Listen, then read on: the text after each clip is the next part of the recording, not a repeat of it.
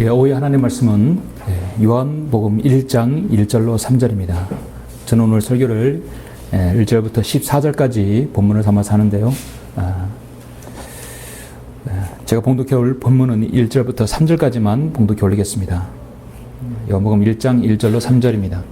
태초에 말씀이 계셨고 그 말씀이 하나님과 함께 계셨으니 그 말씀은 하나님이셨느니라. 그 말씀은 하나님이셨느니라. 그 말씀이 태초에 하나님과 함께 계셨느니라. 만물은 그에 의하여 지은 바 되었으며 이미 지은 받은 것 가운데 그가 없이 지어진 것은 아무것도 없더라. 아멘. 3절까지 보았습니다. 잠시 오늘 말씀을 위해서 기도드리겠습니다. 말씀으로 온 우주 만물을 창조하시고 그 동일한 능력으로 지금 이 모든 피조 세계를 관장하시며 인간의 모든 생사와 복을 주장하시는 위대하신 아버지 하나님, 감사와 찬양을 돌려드립니다. 예수 그리스도의 피로 구속받은 성도들 오늘 이렇게 불러 모아주시고 영과 진리로 주님께 경배드리며 최상의 순종으로 주님께 드려주시도록 인도해 주심을 감사합니다. 우리에게 바른 성경인 하나님의 말씀 한글 김정일 성경을 통하여 진리로 자유함을 얻게 해주시고 진리 가운데 주님을 섬기며 어떤 섬김이 주님의 최상의 섬김인지 알게 해주심을 참으로 감사합니다. 마지막 시대에 앞으로 되어질 일들과 또 우리에게 적용할 말씀을 밝히 분별할 수 있도록 또 지혜와 명철을 하게 해주심을 또한 감사합니다. 우리가 분별 있는 말씀을 통하여서 다시 한번 하나님의 말씀의 그 이류하심과 그 오묘하심과 그 존귀하심을 다시 한번 알고자 합니다. 제가 이 말씀을 통하여 전파할 때 이 말씀이 우리 모든 마음판에 잘 새겨질 수 있도록 주님께서 역사해 주십시오. 더욱더 하나님 말씀을 사랑하는 그런 계기가 될 수 있도록 인도하여 주시길 원합니다. 주 예수 그리스도 이름으로 기도드렸습니다.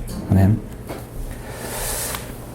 오늘 오후의 설교는 그 말씀은 하나님이셨느니라. 그 말씀은 하나님이셨느니라. 라는 제목으로 설교하고자 합니다. 제목 제가 생각해도 너무나 좋습니다. 그런데 제가 적은 것이 아니라 하나님의 말씀이 그렇게 기록되어 있습니다. 1절에 태초에 말씀이 계셨고 그 말씀이 하나님과 함께 계셨으니 그 말씀은 하나님이셨느니라. 너무도 위대한 말씀이죠. 그리스도인은 예수 그리스도의 보혈로 구원받은 사람입니다. 예수 그리스도께서는 우리를 구원하신 구주와 또 주님이 되어 주신 분이십니다. 그분은 우리의 죄들 때문에 십자가에서 대신 죽으시고 장사되신 지 3일 만에 그 무덤의 권세를 깨뜨리시고 부활하신 능력의 하나님이십니다. 또한 주님은 지금도 하늘에서 우리를 위한 대제사장의 사역을 행하시고 있으며 이제 곧 공중으로 오셔서 자신의 성도들을 데려가실 것이고 이 땅에 다시 내려와서 만왕의 왕이요 만주의 주로서 통치하실 것입니다. 그러므로 우리가 섬기는 주님은 영원 전부터 아버지 하나님과 함께 하셨던 하나님 자신이며 그분에게 주어진 이름은 하늘 위에 아래 있는 모든 존재들이 이제 무릎을 꿇을 수 있는 그 위대한 이름이신 것입니다. 저는 또 오전에 설교한 대로 주님은 우리의 선한 목자가 되어주십니다. 사도 바울은 그리스도 예수 나의 주를 아는 지식이 가장 고상하기 때문이라 말씀하고 있습니다. 이 세상의 수천만 권의 수억 권의 책 중에서 성경을 알고 있는 모든 그리스도인 참으로 예수 그리스도를 아는 지식이 가장 고상하다고 말씀하고 있습니다. 가장 고상하다는 얘기는 가장 영원히 남고 가장 하나님께서 가치 있게 여겨주신다는 것이죠. 우리가 모든 것을 손실로 여기면서까지 추구해야 할 지식이 바로 우리 주님을 아는 지식입니다. 그 지식을 얻으려면 우리가 먼저 예수님의 피로 거듭나고 구원받지 않는 사람은 이 진리를 알 수 없습니다. 지식을 얻으려면 피로 거듭나야 먼저 하죠. 구원받다고 해서 다 아는 것이 아니라 이제 진리 지식이 올바로 나누고 찾고 구하고 또 성경으로는 지역교회에 출석하셔서 이렇게 말씀을 들어야 합니다.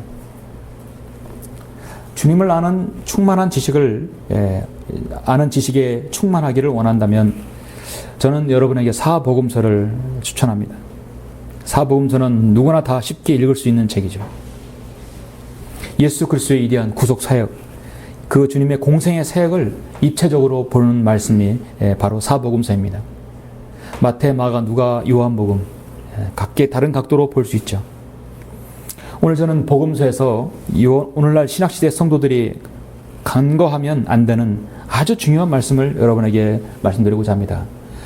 오소기를 통해서 우리는 다시 한번 우리의 구원이시며 주님이신 예수 그리스도를 더 깊이 알고 또 사랑하는 계기가 되었으면 합니다.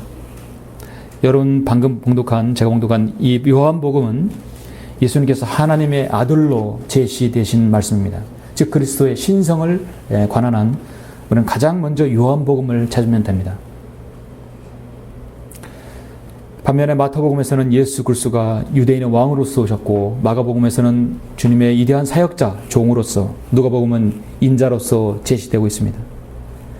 그래서 요한복음은 하나님의 아들을 볼 수 있습니다. 모든 사람, 이 땅에 태어난 모든 사람은, 현재 지금 이 교회 시대에 사는 사람은 반드시 요한복음을 보아야 합니다.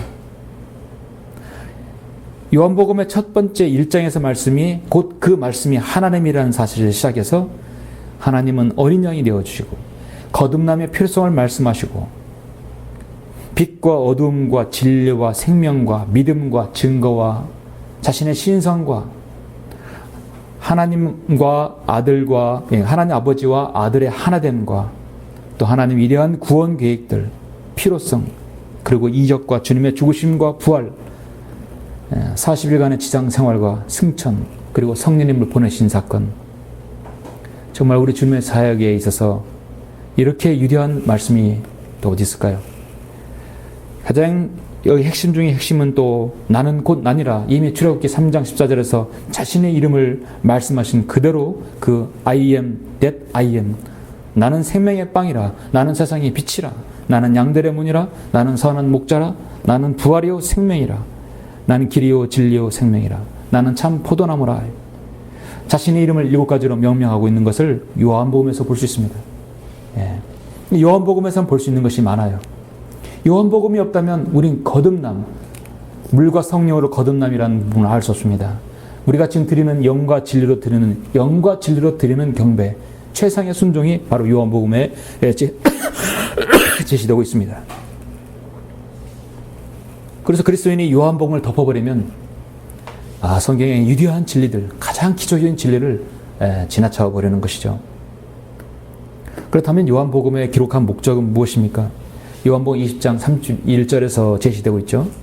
다만 이것들을 기록한 것은 너희로 예수가 그리스도 곧 하나님의 아들이심을 믿게 하려는 것이요, 또 믿음으로써 그의 이름을 통해 생명을 얻게 하려 함이라. 요한복음에서 수많은 그 많은 진리들을, 그리고 예수님이 그 그리스도란 사실을 알게 하려면 아닙니다. 선포가 아니라 그 사실을 듣는 사람이 믿게 하기 위함이에요. 그래서 믿어서 그 사람이 생명에 이르도록 하기 위함인 것입니다. 그러니까 요한복음은 선포하는 데서, 알려주는 데서 그치지 않고, 요한복음을 읽는 사람은 요한복음을 한마디로 짚거나 넘기거나 공부하거나 말씀을 들은 사람은 반드시 그 말씀을 믿어야 한다는 걸 목적이 있는 것입니다. 요한복음을 손에 대고 구원받지 않으면 그건 가장 큰 생명을, 자기 자신의 생명을 놓치는 것이죠. 이것들을 기록한 것은 예수가 그리스도 곧 하나님의 아들이심을 알리라는 것에 선포하는 데 그치지 않고 믿게 하고 생명을 얻게 하는 데 바로 목적이 있는 것입니다. 우리는 이미 예수 그리스도를 통해서 다 구원받은 성도들입니다. 그럼에도 우리가 오늘 이 요한복음 1장의 중요한 이유는, 요한복음에서 하나님의 말씀이 제시인데 이 말씀은 보통 우리가 나오는 하나님의 말씀, 일반적인 말씀이 아니라 좀 특별한 경우입니다. 요한복음 1장 1절 보시면 태초에 말씀이 계셨고 그 말씀이 하나님과 함께 계셨으니 그 말씀은 하나님이셨느니라. 참으로 장엄하기 그지없습니다. 한국말은 존칭어가 있고 좀 비존칭어가 있고 여러 가지 말이 있죠.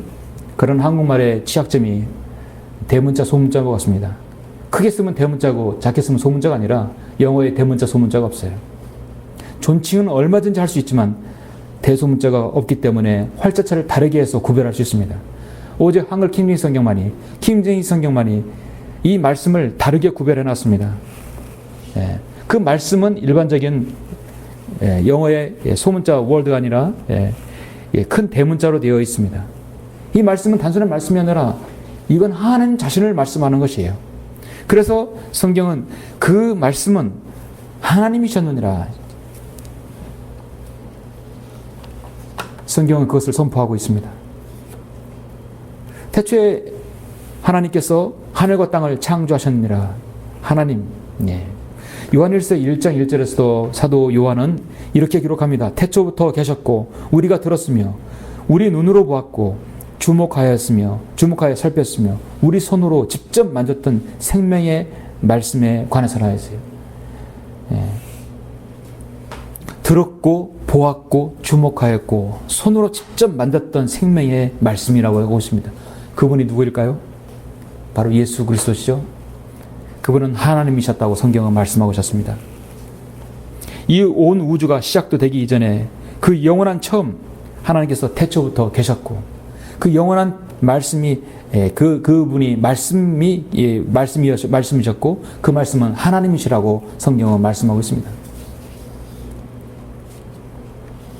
결국 하나님은 그 말씀이라는 사실이고 하나님께서 그 말씀이셨고 그 말씀을 통해서 세상이 창조되었다는 것입니다. 요한일서 1장 2절에 보면 그 생명이 나타나심에 우리가 보았고 증거했으며 너에게 그 영원한 생명을 보여줬으니 그 생명은 아버지와 함께 계셨으며 우리에게 나타나셨느니라 했어요. 그러므로 우리가 요한복음 오늘 1장을 통해서 그 말씀은 하나님이셨느니라는 이 귀한 진리를 통해서 무엇인가 얻을 수 있는 것이 있습니다. 1장을 통해서 이 세 가지를 간과하면 안 되는 것입니다. 하나님과 함께 하신 그 말씀, 그분은 누구일까요? 태초에 말씀이 계셨고 그 말씀이 하나님과 함께 계셨으니 그 말씀은 하나님이셨느니라. 요한복음에서 유독 1장에서 볼 수 있는 말씀입니다. 일반적으로 예수님의 입에서 나오는 그 말씀이 아니라 이 말씀은 또 독특한 부분입니다. 결론부터 말씀드리면 이 말씀은 곧 예수 그리스도 자신을 말씀하는 것이죠. 저는 본문을 3절까지만 봉독했지만 오늘 저는 그 말씀이 누구인지를 무엇인지를 말씀을 드리려면 세 가지를 말씀드려야 하는데 그것이 이 14절에까지 제시되기 때문에 저는 1절에서 14절까지 본문으로 해서 여러분에게 말씀을 드리겠습니다. 오늘날 많은 사람들이 이 진리를 놓쳐버립니다. 오늘날 많은 한국교회 교인들이 이 말씀이 누구인지도 모르고 이 말씀이 세 가지로 나타난다는 사실을 모르는 것입니다. 이것은 곧 예수 그리스도 자신을 아는 것이죠. 예수님을 아는 가장 고상한 지식이고 정말 우리가 바른 성경을 알지 못하면 정말 꿈에도 알지 못하는 말씀입니다. 그 말씀은 하나님이셨느니라. 그 말씀은 누구일까요? 첫째, 그 말씀은 태초에 창조주 하나님이셨다는 사실입니다. 그 말씀은 태초에 창조주 하나님이셨습니다. 2절 3절 보시면 그 말씀이 태초에 하나님과 함께 계셨느니라. 그 만물은 그에 의하여 지은 바 되었으며 이미 지음 받은 것 가운데 그가 없이 지어진 것은 아무것도 없더라. 모든 것 다 그의 손에서 의해서 지어졌다는 것입니다. 하나님의 말씀으로 거듭나지 않으면 여러분이 바른 성경을 알지 못하면 이걸 믿는 건 고사하고 이해하는 것도 어렵습니다. 나는 알파와 오메가요 시작과 끝이라. 곧 지금도 계시고 전에도 계시고 앞으로도 오실 전능하신 분이 말하노라. 요한계시록 1장 8절에서 말씀하고 있습니다. 알파와 오메가의 시작과 끝이라 했습니다. 시작도 없고 끝도 없는 분입니다. 지금 말씀이신 예수님께서는 자신을 하나님과 지금 동일시 여기는 것입니다. 나는 알파와 오메가의 시작과 끝이라. 나는 누구일까요? 바로 예수님 자신입니다. 겟세마네 동산으로 주님께서 기도하러 가시기 전엔 그 위대한 구속 사역을 하실 때 다락방에서 예수님께서 말씀하셨습니다. 이제 아버지시여 세상이 있기 전에 내가 아버지와 함께 갖고 있던 그 영광으로 친히 나를 영화롭게 하여 주옵소서.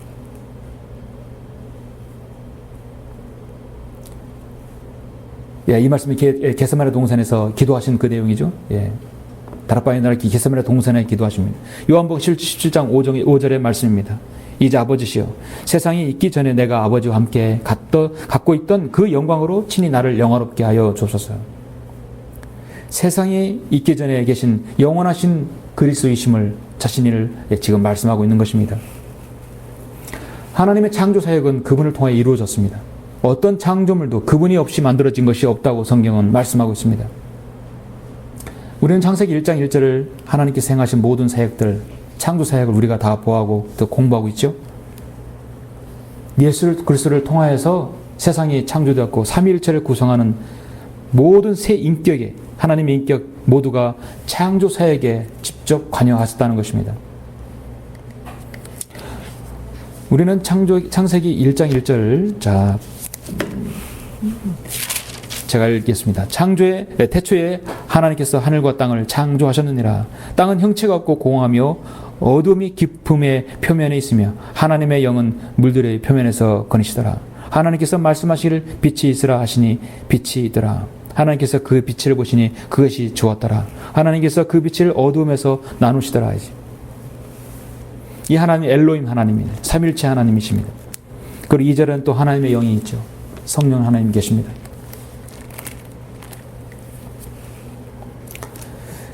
성경은 여러 곳에서 예수님 자신이 창조 하나님이라는 사실을 너무도 많은 부분에서 제시하는데, 요한복음 10장에서 예수님께서 나와 내 아버지는 하나니라고 말씀하셨을 때 유대인들은 발칵 뒤집었어요. 감히 자신을 하나님이라고 해서 하나님 모독을 한 것입니다. 14장 8절에서도 빌립이 주께 말씀드려 주여 아버지를 우리에게 보여주소서 했을 때, 그럼 내가 만족하겠나이다 했을 때 주님 뭐라고 말씀하셨습니까? 예수께서 그에게 말씀하시를 빌립아, 내가 너희와 그처럼 오랜 시간을 있었는데 내가 나를 모르느냐? 나를 본 자는 아버지를 보았느니라. 그런데 어찌 아버지를 보여주소서라고 말하느냐? 예수 그리스도 당시에 예수님을 보고 만지며 보았고 그를 메시아로 받아들인 사람은요, 다 구원받은 사람들입니다. 예수 그리스도의 공생의 33년 반의 사역 동안 주님을 보고 믿은 사람들은 다 구원받은 자들입니다. 정말 생애 놀랍게 얼마나 여러분 참 축복받은 사람들입니까? 물론 우리는 예수 그리스도를 만지지도 않고 보지도 못했지만 믿고 구원받은 사람들이죠. 오늘 많은 그리스도인들이 성지 순례를 하고 이스라엘을 갔다 오는 이유는 뭡니까? 예수님의 그 흔적, 그 자체까지라도 한번 보려고 하는 것이 아닙니까? 근데 그 당대 예수님을 보았고 만졌던 사람들은 얼마나 복 있는 사람들입니까? 예수 그리스도는 하나님인 창조 하나님으로서 영예를 버리시고 종의 형체인 사람 같은 모양으로 나타나셔서 자신을 낮추셨습니다. 아버지 하나님께 종속되었던 것이지 결코 자신의 신격을 낮춘 게 아니에요. 우리는 여기서 변경된 개혁성경과 너무도 확연히 다른 점을 알 수 있죠. 여러분 잠시 이거 하나 빌립보서 2장 6절을 한번 보시겠습니다. 빌립보서 2장 6절을 보시면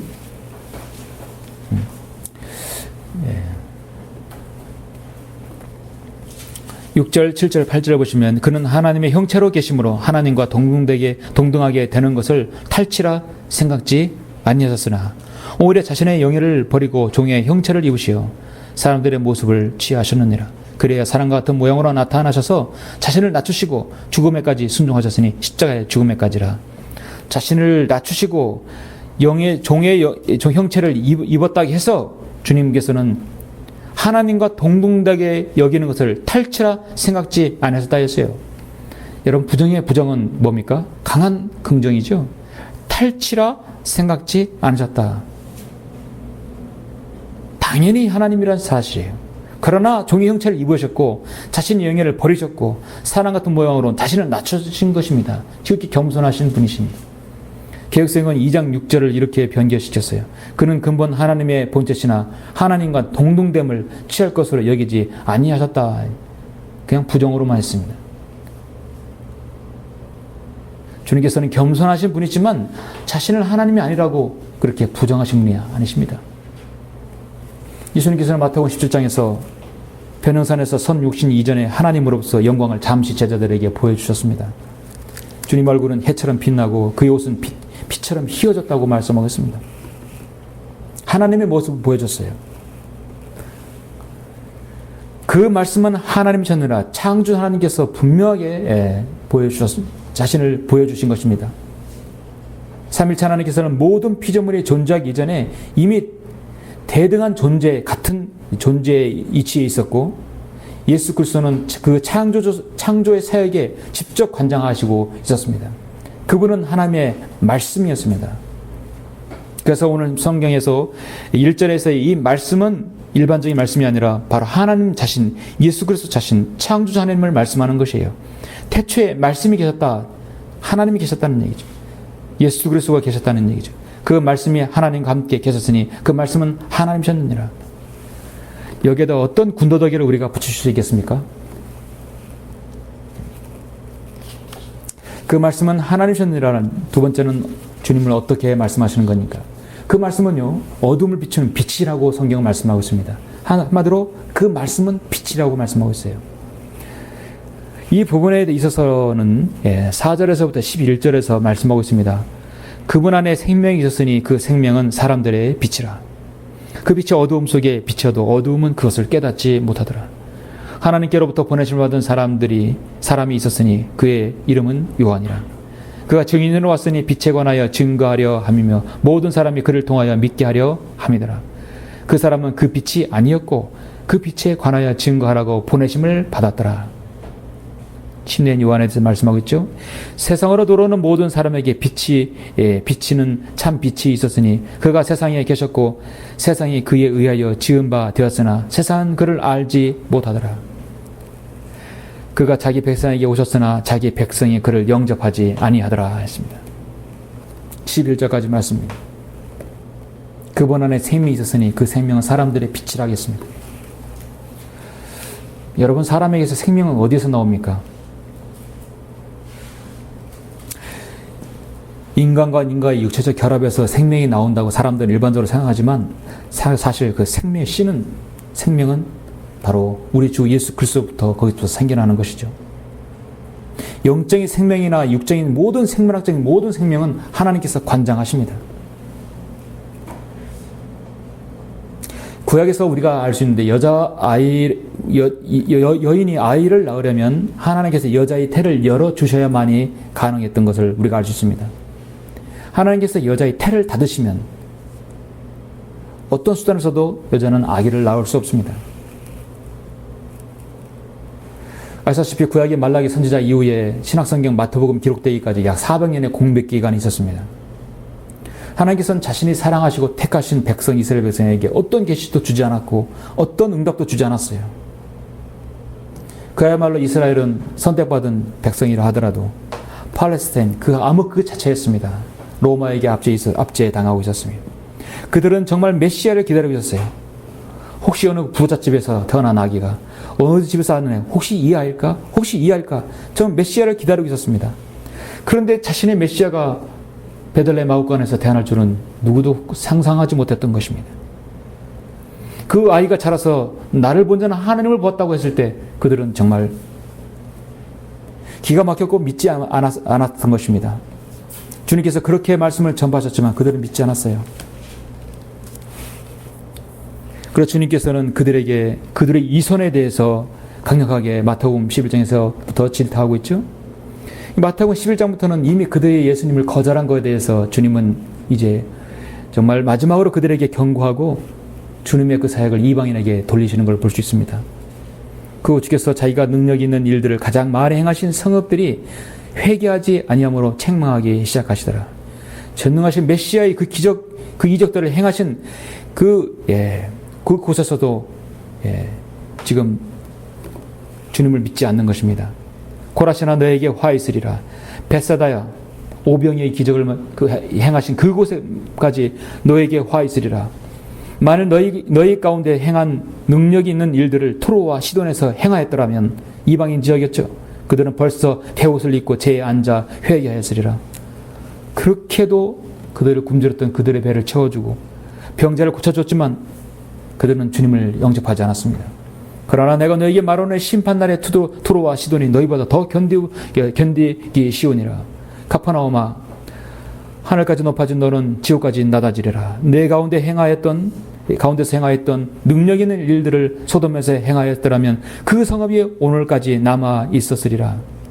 얼마나 그들이 주님을 영접지 아니하고 주님을 외면했으면 그 카퍼나움과 벳사다 지역을 마치 소돔과 고모라, 마치 투로와 시돈으로 비유하시면서 그들을 질타하셨을까요?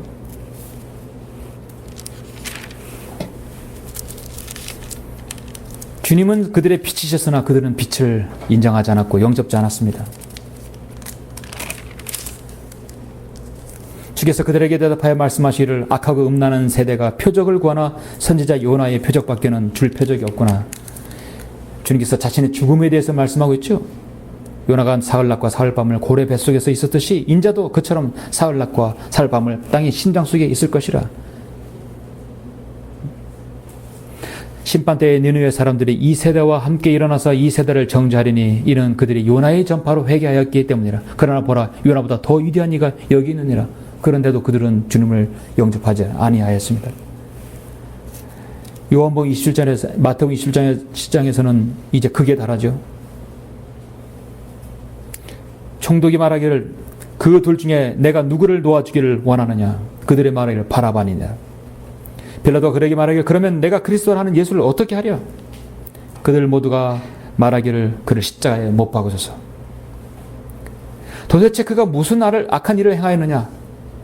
그들은 더욱 소리질러 말하기를 그를 십자가에 못 박으소서. 나는 이 의로운 사람의 피에 대해 무죄하네 너희가 맡으라 하자 모든 백성이 다 봐야 말하기를 그의 피를 우리와 우리 자손에게 돌리라 했습니다. 그들은 무책임한 말로 그렇게 해버렸습니다. 그리고 주님은 그들의 말대로 그들의 후손들에게 그렇게 AD 70년에 그리고 2차 대전 때 그렇게 해주셨습니다. 성경은 5절에서 그 빛이 어두움 속에 비추어도 어두움은 그것을 깨닫지 못하더라 했습니다. 해외에서 이스라엘 백성은 chosen people이라고, chosen people, 자신의 선택받은 백성이라고 하는 것이 유대인, chosen people. choice는 하면 어떤 사람은 한국 사람은 조선 people, 우리나라 사람인가 헷갈릴 수도 있어요. 그들은 자신이 선택받은 백성이라고 합니다. 엄청난 자부심을 가지고 있어요. 아직까지 그들의 메시아를 기다리고 있습니다. 그런데 그 메시아는 2000년 전에 지금 오셨어요. 빛으로 오셨고 그 어두움 속에서 빛을 밝히셨습니다. 그들은 깨닫지 못하였고 그 빛을 깨닫더라도 또 알았다 하더라도 그들은 미워하고 피했고 주님을 십자가에 못 박아버렸습니다. 악을 행하는 자는 누구나 빛을 미워하며 빛을 오지 아니하나니 혹 자기 행위가 책망받을까 함이라. 거절하면 됐지 주님을 십자가에 못 박아까지 했습니다. 우리 주님께서는 그래서 이제 그들에게 눈을 돌리시고 더 어두운 이방인인 지역에 자신을 비추셨습니다. 그래서 주님은 예수께서 다시 그들에게 말씀하시를 나는 세상의 빛이라. 나를 따라오는 사람은 결코 어둠 속에 다니지 않고 생명의 빛을 얻으리라. 주님은 무제한적으로 초청해 주신 것입니다. 그 빛을 바로 저와 여러분들이 받지 않았습니까? 우리가 그 빛 가운데에서 지금 교제하고 있고 또 우리가 예수 그리스도의 피를 통해서 우리가 자백하면 또 그 죄까지도 용서받을 수 있는 근거를 우리가 받은 것입니다. 지금 그 빛은 세상에 여전히 비추고 있습니다. 유대인들을 향해서 비추고 있고 이방인들을 향해서도 비추고 있습니다. 그래서 유대인이나 이방이나 주님 믿음 모두 다 교회 안에 들어오게 되는 것이죠. 세상 사람들은 주 예수 그리스도의 빛을 거부하고 있습니다. 왜냐하면 빛을 거부하면요 그들이 어둠을 더 사랑하기 때문입니다. 6절에서 하나님으로부터 보내심을 받은 사람이 있었으니 그 이름은 요한이라. 하나님께서 무슨 일을 하고자 할 때는 항상 앞서서 사람들을 보내죠. 자신의 일을 사역을 행하실 때 하나님께서는 선지자를 보내시고 제자들을 보내시고 앞선 사람들을 보냈습니다. 하나님의 사역에는 늘 사람이 필요합니다. 이 민족도 마찬가지입니다. 하나님의 사역을 할 때 하나님의 말씀의 체계를 잡지 못한 사람, 말씀을 사랑하지 않는 사람, 변개되지 않은 하나님의 말씀을 가지고 있지 않은 사람은 하나님께 쓰실 수 없고 그 사람을 보낼 수가 없는 것입니다. 오늘날의 이 세상은 하나님부터 보내심 받은 사람이 너무나 적습니다. 오히려 마귀가 보낸 사람들이 너무나 많습니다. 이 세상은 지금 하나님부터 보내는 사람이 필요합니다. 예수 그리스도를 증거하는 사람이 필요하듯이 침례 요한이 그를 증거했듯이 오늘날 우리 그리스도인이 필요한 것입니다. 그 말씀은 하나님이셨느라 그 말씀은 빛이셨고 지금 우리에게 비추셨습니다. 성경은 또 그 말씀은 하나님이셨느라 세 번째 말씀합니다. 그 말씀은 무엇입니까? 육신이 되어 우리 가운데 거하셨다는 것입니다. 자, 여러분, 빛이 된 거하고요, 육신이 된 거하고는 다른 겁니다.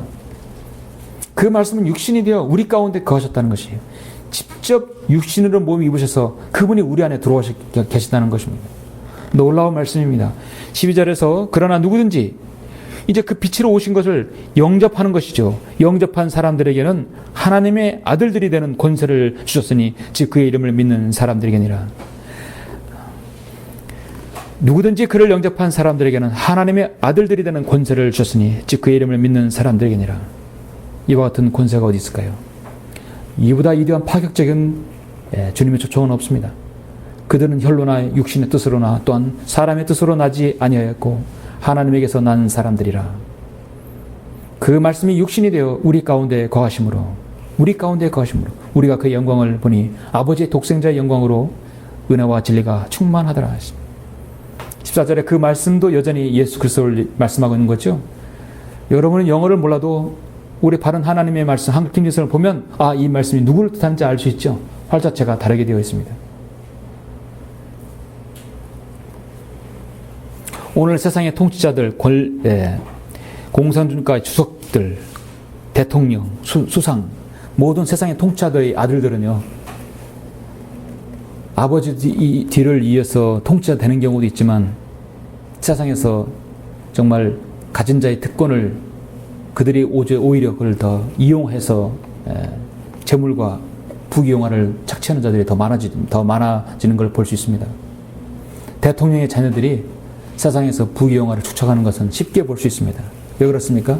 자신의 아버지 이름을 이용해서 자신이 그걸 누리는 것이에요.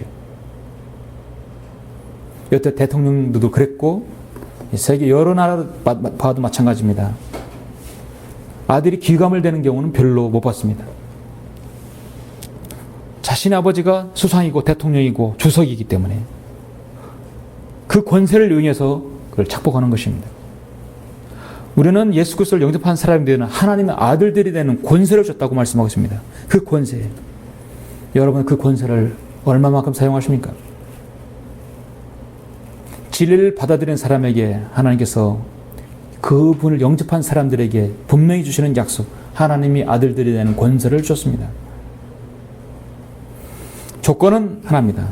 교리나 메시지나 어떤 것을 받아들이는 것이 아니라 그를 영접한 사람들이 예수 그리스도를 자신의 마음의 구주로 영접하는 것입니다. 영접이라는 것은 뭐냐면 내 안에 또 다른 인격을 내 안에 들어오게 하는 것이에요. 내 마음대로 살았던 것, 내 주관대로 살았던 것, 내 생각대로 살았던 모든 것을 포기하고 들어오는 그 인격체를 주인으로 삼는 것입니다. 이게 쉬운 일입니까? 돈이 주인인 사람, 명예와 학식과 세상의 모든 것이 주인이 된 사람들에게는 그 인격에 들어올 수가 없어요. 그 인격체인 말씀이 예수 그리스도 자신이 내 안에 들어올 수 없는 것입니다. 나는 주님의 양입니다. 나는 죄인입니다. 나는 죽어서 지옥에 갈 수밖에 없습니다. 나는 어찌할 수 없는 인간입니다. 포기했을 때만에 주님께서 들어오실 수 있는 것이죠. 여러분은 참 대단한 분들입니다. 참으로 사랑하시는 분들입니다. 그 말씀이 육신이 되어 우리 가운데 거하셨고 우리가 그의 영광을 거하심으로 우리가 그의 영광을 보니 아버지의 독생자의 영광으로 은혜와 진리가 충만하더라. 예수 그리스도 그 안에 내주하셔서 들어오신다면 은혜와 진리가 충만하시다고 말씀하고 있습니다. 성경은 이것을 혈로나 육신의 뜻으로나 사람의 뜻으로 나지 아니하였고 하나님에게서 난 사람이라고 말씀하고 있습니다.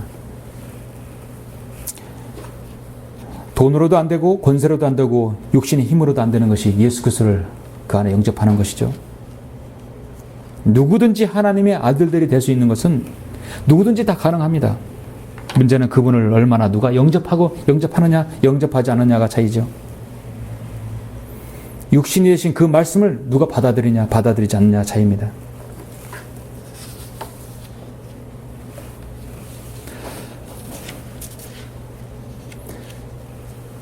오늘 태초에 말씀이 계셨고 그 말씀이 하나님과 함께 계셨으니 그 말씀은 하나님이셨느니라 말씀하고 있습니다.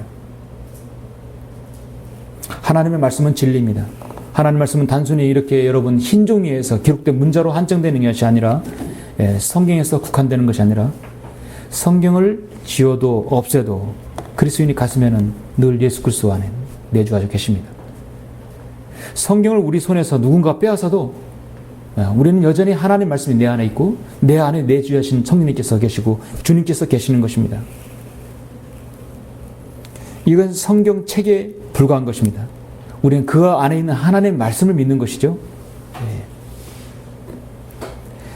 이 말씀을 제거하더라도 성경은 시편 119편에서 주의 말씀은 영원히 하늘에 세워졌다고 성경은 말씀하고 있습니다. 인간의 실수로 인간의 고의로 이 성경을 제거해도 이 말씀은 하늘에 영원히 세워준다고 말씀하고 있습니다. 심지어 자신의 말씀을 80만 단어 안 돼, 79만 단어 되는 이 단어 1000억 개의 별들과 은하계를 관장하신 하나님께서 79만 단어를 하나님께서 보존하지 못할 이유가 없는 것입니다. 그리스도인은 정말 단순한 믿음의 소유자입니다. 이 말씀은 영원히 하늘에 세워졌고 이 말씀은 그분의 이름보다 더 높이셨다고 말씀하고 있습니다. 사랑하는 성도 여러분, 그 말씀은 태초에 하나님, 창조 하나님이셨고 그 말씀은 어둠을 비추는 빛이셨고 또 그 말씀은 육신이 되어서 지금 여러분 가운데 거하시고 계십니다. 결론적으로 여러분은 다 거듭나셨죠? 무엇으로 거듭났습니까? 베드로전서 1장 23절에서 사도 베드로는 너희가 거듭난 것은 썩어질 씨로 된 것이 아니라 썩지 아니할 씨로 된 것이니 살아있고 영원히 거하는 하나님의 말씀으로 되었느니라. 이것이 너에게 복음으로 전해진 말씀이니라. 우리가 복음을 통해서 이 말씀을 받아들였습니다. 믿지 않는 자들에게는 성경이 휴지 조각씩 보일지도 모르고 불견의 경전과 같은 어떤 경전이고 어떤 그런 고리타분한 말씀으로 생각할지 모르지만 이 말씀은요, 지옥에 가지 않는 말씀입니다. 이 말씀은 영생을 주는 말씀입니다. 이 말씀은 말씀이 육신이 된 그 예수 그리스도를 내 안에 들어오게 할 수 있는 말씀입니다.